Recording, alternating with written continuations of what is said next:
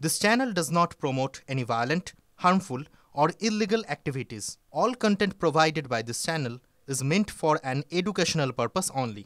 Cancer Healer Center, a new beginning.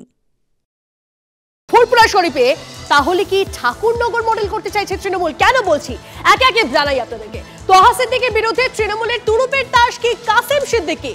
এক সময়ের মমতা বিরোধী কাশেমি এখন মমতার মঞ্চে। ফুরফুরা শরীফে মুখ্যমন্ত্রী দেওয়া ইফতারে হাজির ছিলেন কাশেম, হাজির ছিলেন পার্ক সার্কাসের ইফতারেও। যে এক সময় নবান্নের সবাইকে চোর বলেছিল সেই এখন মমতার কাছে লগিয়ে আক্রমণ শানিয়েছেন খোদ তোহা সিদ্দিকী। সেই ছবিটাও আপনাদেরকে দেখাচ্ছি যেখানে কাশেম সঙ্গে রয়েছেন মমতা বন্দ্যোপাধ্যায়। পার্ক সার্কাসের ছবিটা দেখাচ্ছি।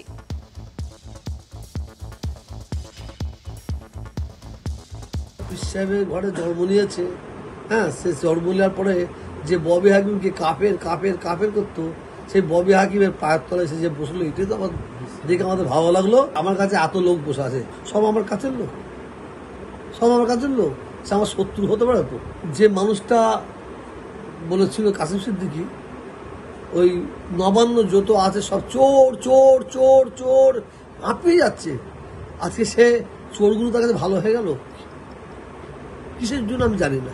আমায় বলেছিল মুখে দাদা হুজুর আর অন্তরে দিদু হুজুর, তার পাশে বসে আছে, আমার আনন্দ লাগছে, আরো আমার কষ্ট খুব আনন্দ লাগছে। ও ঢুকে মানে মুখ্যমন্ত্রীকে বলছে আপনারা ইফতার পার্টি করে আমাকে ডাকতে পারেন না। এই যে যেচে আর মানে ডেকে ভালোবাসা আর এসে ভালোবাসা, একজনকে ডেকে নিয়ে বুকে তোলা আর একজন দৌড়ে এসে আমার বুকে উঠবে, দুটো তফাৎ আছে। আমি বুঝতে পারছি বড় চক্রান্ত চলছে রাজনীতির নেতাদের এই ফুরফুরা শরীফকে নিয়ে একটা মানে বড় মা মতুয়াদের মতো করার। ও হতে দেবো না, এটা যদি কোনো রাজনীতিবিদ যারা মনে করে ফুরফুরা শরীফকে বড় মা বানাবো, মতুয়া বানাবো, এদের মধ্যে এরকম অত সহজ নাই। আমরা সব নীতির উপর চলি, আছে থাকবো। তিনি বলে গেছেন, কাশেম ভাই তুমি আমার খুব কাছের এবং তোমাদের পুরো পরিবারকে আমি ভালোবাসি। ফুরফুরা শরীফের দোয়া আমার মাথায় আছে বলে আল্লাহ পাক আমাকে এত দূরে পৌঁছেছে। ফুরফুরা শরীফের কোনো সমস্যা নেই, সমস্যা একটা ব্যক্তি ছিল যিনি বেশি চিল্লাচ্ছেন, মানে উনি সবসময় কালো চশমা পরে থাকে তো ঠিক দেখতে পাই না। যে ফুরফুরা শরীফের ড্যামেজ সে তো সবসময় চেষ্টা করবে আমি সেই জায়গায় যাই, তো সেখানে কে পাত্তা দেয়নি কে পাত্তা দিয়েছে সেটা আপনারাই জানেন, আমি কি বলবো। তোহা সিদ্দিকীর বক্তব্য শোনালাম, কাশেমের বক্তব্য শোনালাম। তাহলে একটা বিভাজন সামনে কি আসছে? ফুরফুরা শরীফে কি ঠাকুরনগর মডেল করতে চাইছে তৃণমূল? তোহা সিদ্দিকীর বিরুদ্ধে তৃণমূলের তুরুপের তাস কাসেম সিদ্দিকী। এক সময় মমতা বিরোধী কাশেমি তো এখন মমতার মঞ্চে, সেই ছবি দেখছেন আপনারা। জগন্নাথ চট্টোপাধ্যায় বিজেপি নেতা, তিনি কি বলছেন এই নিয়ে শোনাবো আপনাদের। তবে ফুরফুরায় গিয়ে ওনার মেজাজ ফুরফুরে থাকবে না এটুকু বলতে পারি। এবং এই রাজনীতি যা বলছেন সেই রাজনীতি পশ্চিমবঙ্গের আসল সেটিং, সেই সেটিংকে প্রকাশ্যে আনছে। তো এখন পীরজাদারা নিজেদের মধ্যে ঠিক করুন ভাগের মমতা কাকে নেবেন, কতটা ভাগ নেবেন। কিন্তু মমতা বন্দ্যোপাধ্যায় এখন পীরজাদাদের মাঝে খণ্ড বিখণ্ড বিভাজিত হয়ে গেছেন। তার এবার কি পরিস্থিতি হয় আপনারা দেখতে থাকুন। বিরোধীরা বিদ্বেষ শুরু করেছে। শতরূপ, এই মুহূর্তে আমরা যোগাযোগ করে নিয়েছি তার সঙ্গে। শতরূপ, আমি তনিষ্ঠ কথা বলছি।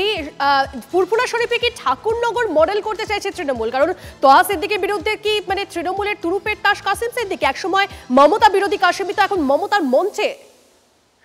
দেখুন ঠাকুরনগর মডেলটা কি বলুন, বনগাঁয় তো তৃণমূল হারে, এখন বনগাঁয় তো বিজেপি জেতে। তৃণমূলের প্রাক্তন মন্ত্রী তার ছেলে এখন ওখানে বিজেপির এমপি।